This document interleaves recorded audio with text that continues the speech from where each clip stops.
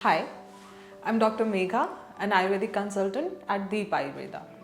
आज हम लोग बात करेंगे एक ऐसे इंग्रेडिएंट के बारे में जिसके बारे में आप सभी ने सुना होगा, आप सभी ने क्या पता उसे देखा भी होगा, आप सभी उसे अपनी डे टू डे लाइफ में यूज़ भी करते होंगे, पर अभी भी आप उसके कुछ फ़ायदे नहीं जानते होंगे।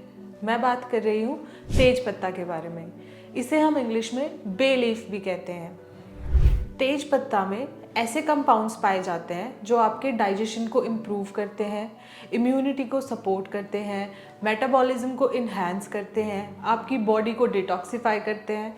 क्या आप जानते थे इन सभी फैक्ट्स के बारे में? तेज पत्ता में एंटी इन्फ्लेमेटरी प्रॉपर्टीज़ भी हैं जो आपकी इन्फ्लेमेशन को कम करता है।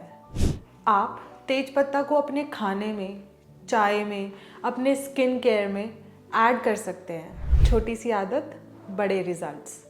You can use it in a raw form as well as in a powder form. अगर आप या आपके परिवार में कोई भी किसी भी बीमारी से परेशान है तो आप अपनी डॉक्टर कंसल्टेशन अपॉइंट करवा सकते हैं नीचे दिए गए लिंक से या फिर कमेंट सेक्शन में जाके।